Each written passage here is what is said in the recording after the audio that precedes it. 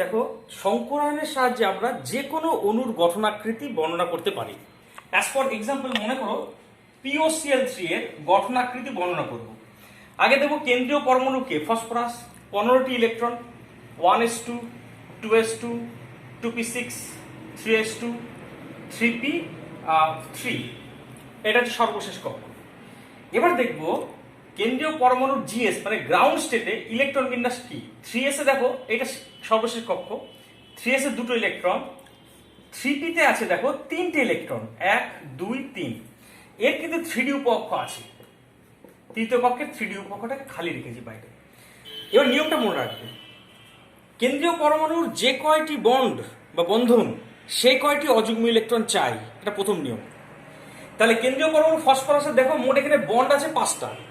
যদি বলো কি করে, অক্সিজেনের সাথে দুটো বন্ড তো থাকবেই, তিনটে ক্লোরিনের সাথে তিনটে।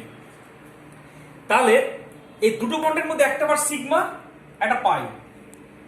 তাহলে এবার দেখো তো মোট বন্ড কটা, 1 2 3 4 5। তাহলে 5টা অযুগ্ম ইলেকট্রন চাই। কি করে 5টা অযুগ্ম ইলেকট্রন পাবে সে?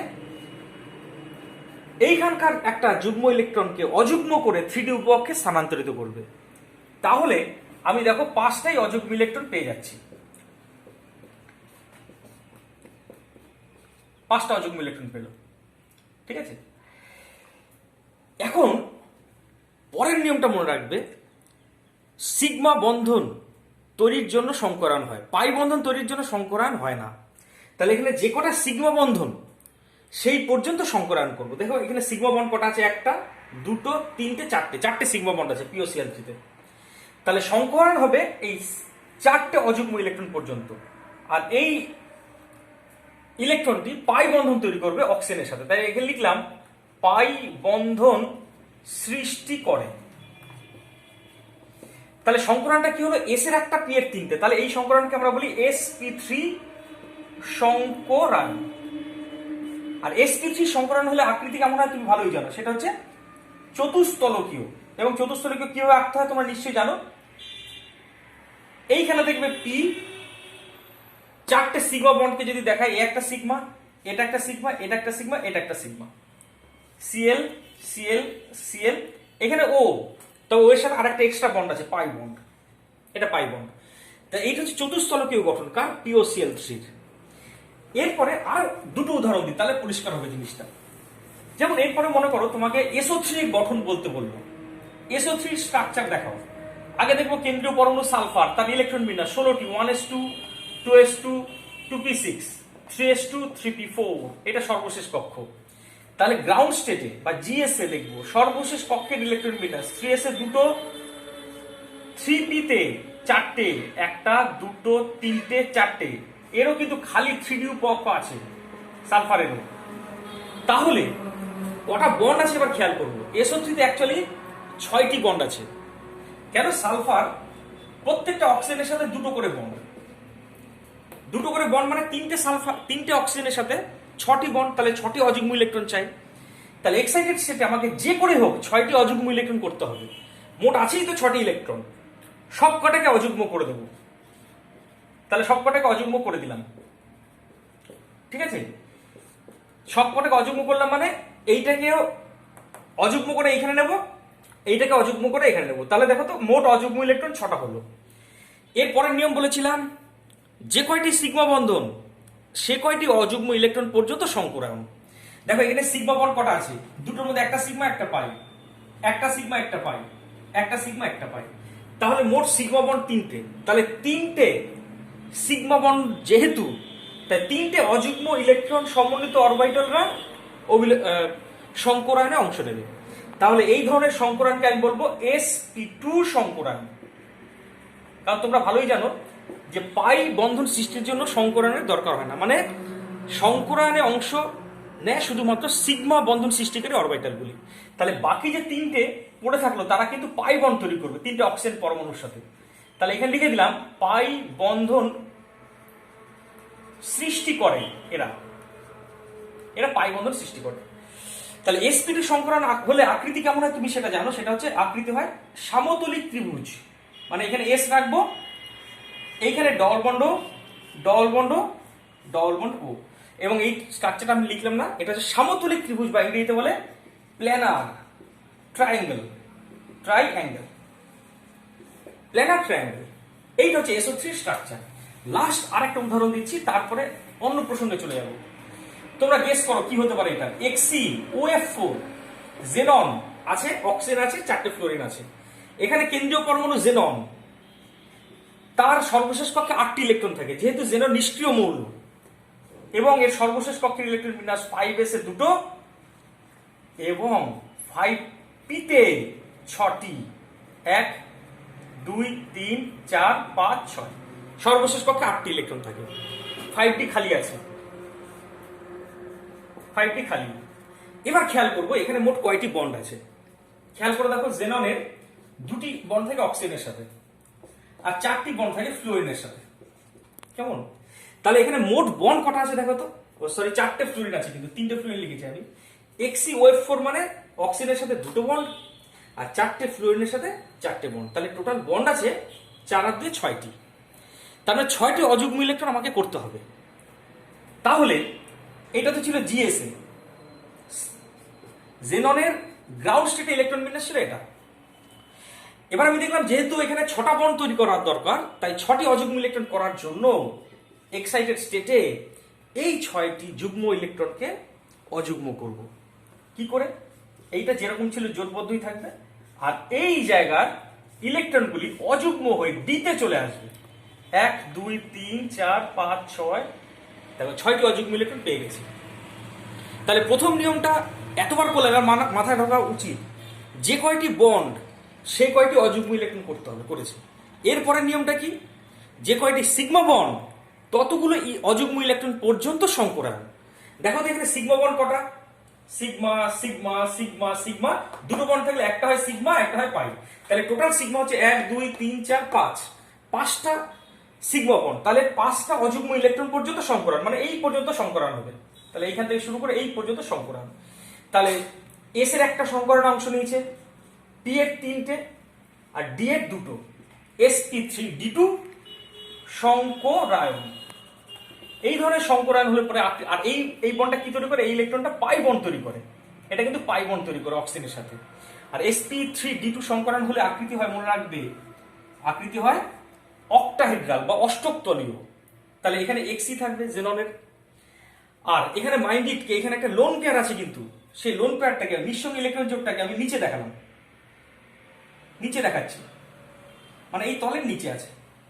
আর 4টে ফ্লোরিন চারদিকে, 1 2 3 4, আর অক্সিজেনটাকে উপরের দিকে রাখলাম।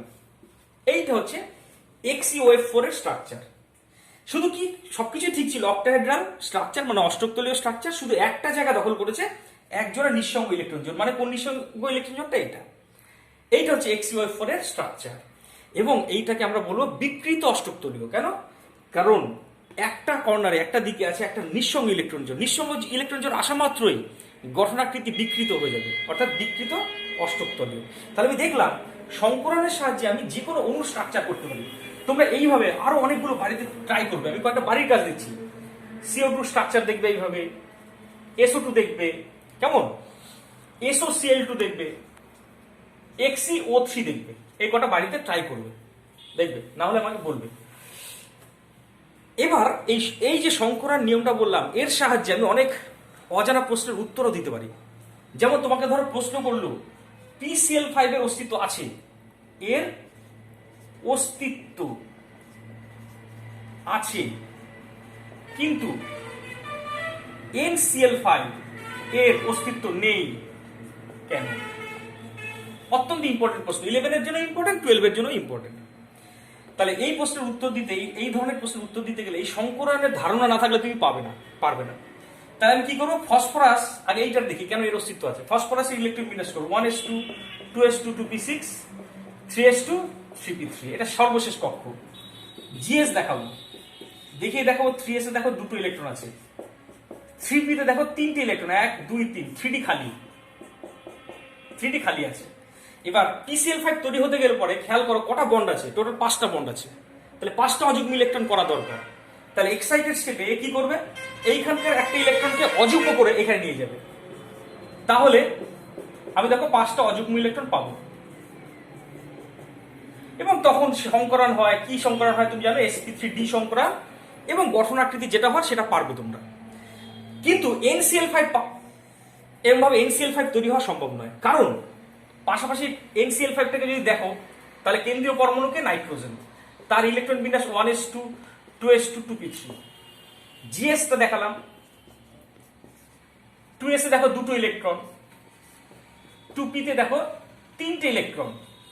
দেখো দ্বিতীয় কক্ষের কিন্তু কোনো ডি উপকক্ষ নেই, তাই এইখানে যে দুটো ইলেকট্রন আছে সেটাকে অযুগ্ম করে নাইট্রোজেন যে একটা ইলেকট্রনকে ডিতে নিয়ে যাবে, নিয়ে গিয়ে 5টা অযুগ্ম ইলেকট্রন তৈরি করবে, তা সম্ভব নয়।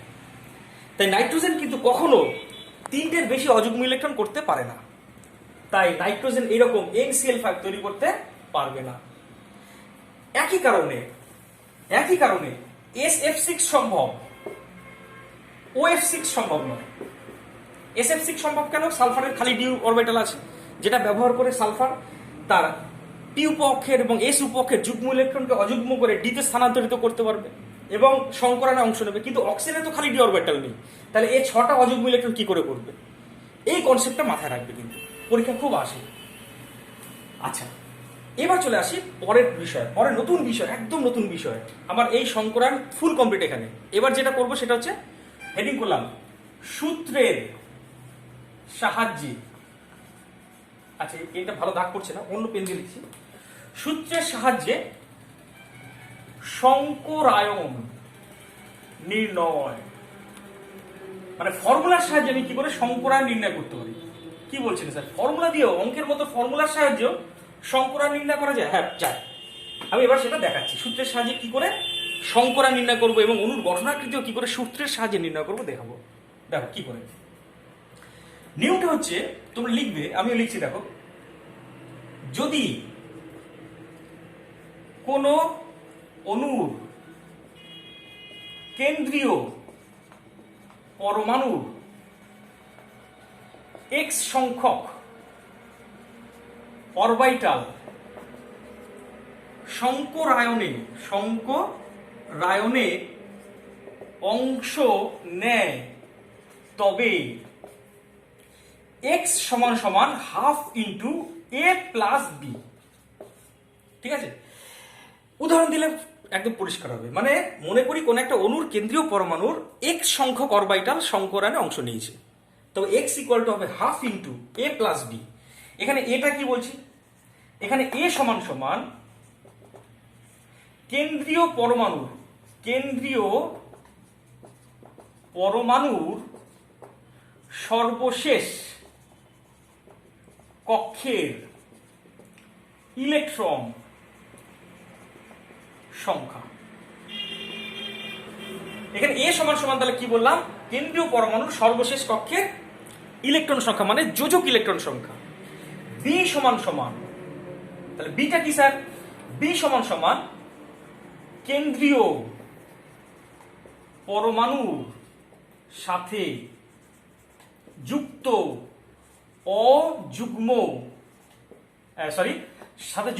এক যোজি।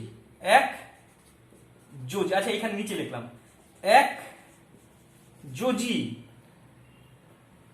এক যোজি পরমাণুর সংখ্যা। তাহলে ব্যাপারটা উদাহরণ দিয়ে বোঝানো যাক। এটা তো বুঝতে পেরেছো, বিটা কি? বিটা হচ্ছে কেন্দ্রীয় পরমাণুর সাথে যুক্ত এক যোজি পরমাণুর সংখ্যা। একটা এক্সাম্পল দিই, মনে করো NH3 সংকরায়ন নির্ণয় করব। তাহলে আগে আমাকে x বার করতে হবে। x সমান সমান কি, half into a plus B. A মানে নাইট্রোজেনের শেষ কক্ষে কটা ইলেকট্রন আছে? নাইট্রোজেনের মোট ইলেকট্রন কিন্তু 7টা, তাহলে প্রথম কক্ষে 2টো থাকে, শেষ কক্ষে 5টা থাকে, 5 যোগ। এবার বি বার করব। বি মানে হচ্ছে কেন্দ্রীয় পরমাণুর সাথে যুক্ত এক যোজি পরমাণুর সংখ্যা। দেখো হাইড্রোজেন কিন্তু এক যোজি, মানে একটা বন্ডের সাহায্যে যুক্ত থাকে। তাহলে এখানে বি এর সংখ্যা হবে 3, কারণ 3টা হাইড্রোজেন যুক্ত আছে। সমান সমান পেলাম 4। কেমন? তাহলে 4 হলে কি সংকরায়ন হবে তার একটা লিস্ট আছে। লিস্টটা আমি এইখানে দেখাচ্ছি, তোমরা কিন্তু এই লিস্টটা লিখবে, মানে তোমরা এই লিস্টটা লিখে নেবে। আমি এখানে ক্লিপের সাহায্যে এটা তৈরি করেছি, তোমরা কিন্তু এটা লিস্টের সাহায্যে দেখবে। দেখো ব্যাপারটা হচ্ছে, যদি x এর মান যদি 4 হয় তাহলে সংকরণ হবে sp3। তাহলে আমি সঙ্গে সঙ্গে লিখে দেবো ব্র্যাকেটে সংকরণ কি হলো sp3। কেমন? তাহলে NH3 পরমাণু নাইট্রোজেন কি সংকরায়িত? sp3 সংকরায়িত। ঠিক আছে, এবার আমি গঠনাকৃতি করতে চাই। গঠনাকৃতি করতে গেলে আরেকটা জিনিস জানতে হবে, সেটা হচ্ছে ওয়াই। ওয়াই মানে নিঃসঙ্গ ইলেকট্রন জোড়। তাহলে লিখলাম ওয়াইটা কি? নিঃসঙ্গ ইলেকট্রন জোড়, মানে কেন্দ্রীয় পরমাণু নিঃসঙ্গ ইলেকট্রন জোড় সমান সমান ওয়াই সমান সমান x minus b minus m. এক্সটা তো জানো, এক্স মানে এই আগের থেকে পেয়ে গেছি 4। বি মানে একযোজী পরমাণু, এই যে বি, বি মানে একযোজী পরমাণুর সংখ্যা। আর এম মানে এখানে এম সমান সমান হচ্ছে, মনে রাখবে, বহুযোজী পরমাণুর সংখ্যা।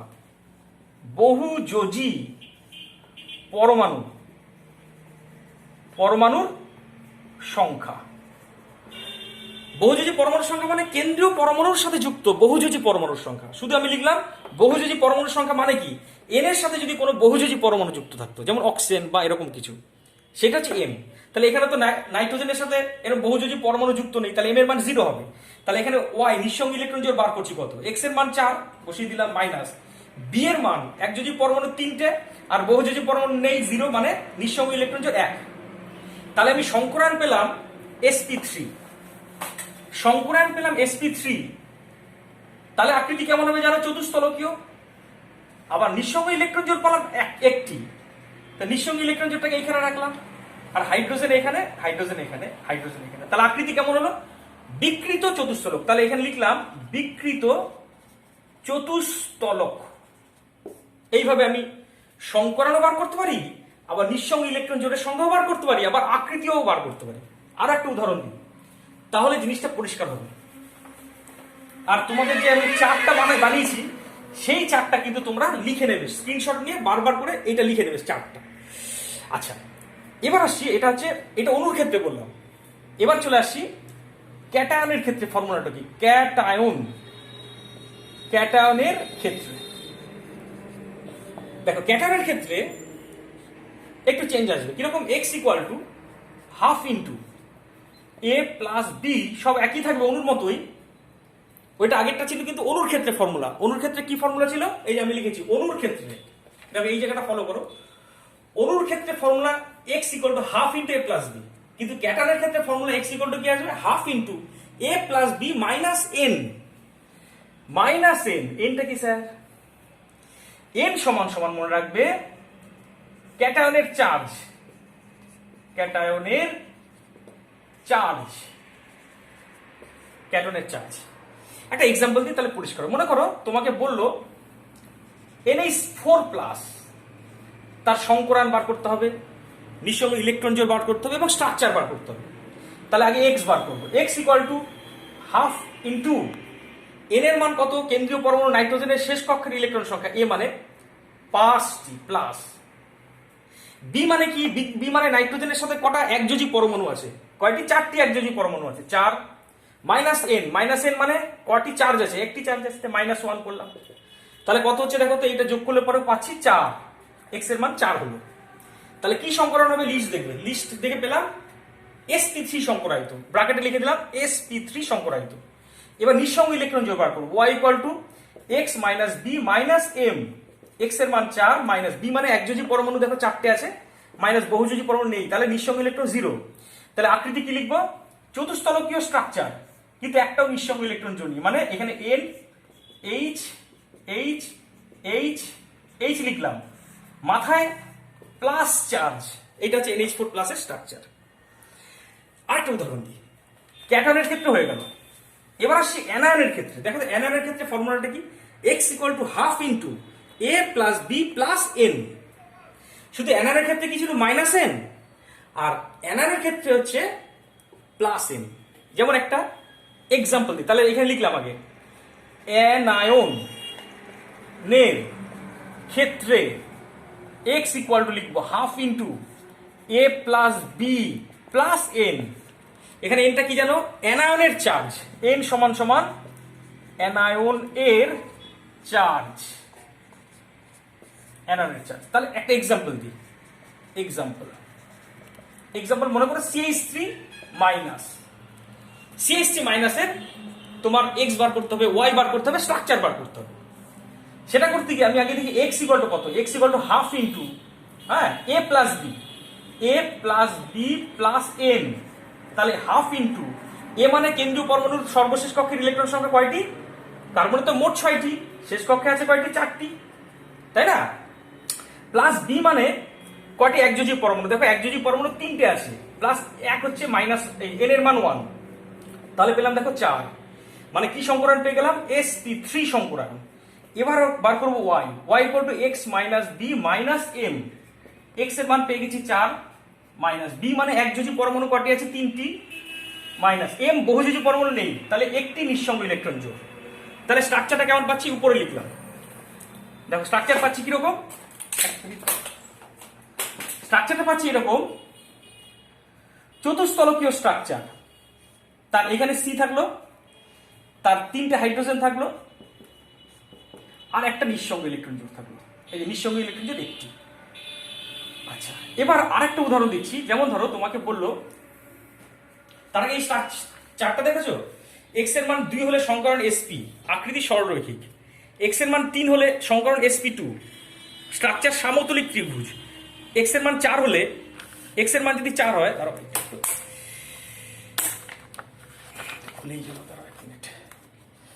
এক্স এর মান যদি 5 হয়, তাহলে সংকরণ sp3d, আকৃতি হবে tbb মানে ট্রাইগোনাল বাইপিরামিড, এক্স এর মান 6 হলে সংকরণ sp3d2, স্ট্রাকচার অক্টাহেড্রাল, এক্স এর মান 7 হলে সংকরণ sp3d3, স্ট্রাকচার pbb মানে পেন্টাগোনাল বাইপিরামিড। আরেকটা এক্সাম্পল, তুমি মনে করো তোমাকে বললো SO3 এর স্ট্রাকচার বর্ণনা করো, তাহলে x ইকুয়াল টু বার করো, x equal to half into a plus b, অনুর ক্ষেত্রে a প্লাস বি, তাহলে হাফ লিখবো, ইন্টু এ মানে হচ্ছে কেন্দ্রীয় পরমাণুর শেষ কক্ষের ইলেকট্রন 6টি, প্লাস বি মানে একযোজী পরমাণু, এখানে একযোজী পরমাণু নেই, তাহলে বি এর জায়গায় 0 বসাবো, ইকুয়াল টু তাহলে 3 পেলাম, তাহলে sp, তাহলে কি হলো দেখো sp2 সংকরণ, sp2 সংকরণ পেলাম, আর y ইকুয়াল টু দেখবে x minus b minus m, x এর মান 3 মাইনাস একযোজী 0 মাইনাস বহুযোজীর 3টি, অক্সিজেন হচ্ছে বহুযোজী তাই 3 বসালাম, ইকুয়াল টু 0, নিঃসঙ্গ ইলেকট্রন জোড় 0, তাহলে দেখো তো আমি পেলাম কি স্ট্রাকচার, s ডবল বন্ড ও ডবল বন্ড ও ডবল বন্ড ও, মানে সমতলিক ত্রিভুজাকার।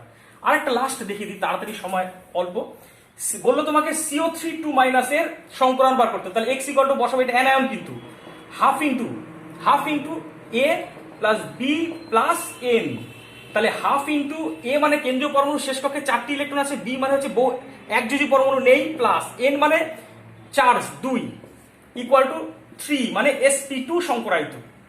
আরেকটা সংকরণ বার করে দেখাই লাস্ট, pH4 প্লাস, শুধু সংকরণ বার করে দেখাচ্ছি, x equal to half into A plus B minus N, half into এ মানে কেন্দ্রীয় পরমাণু শেষ কক্ষে ইলেকট্রন 5টি, প্লাস বি মানে একযোজী পরমাণু 4টি, মাইনাস এন এর মান হচ্ছে 1,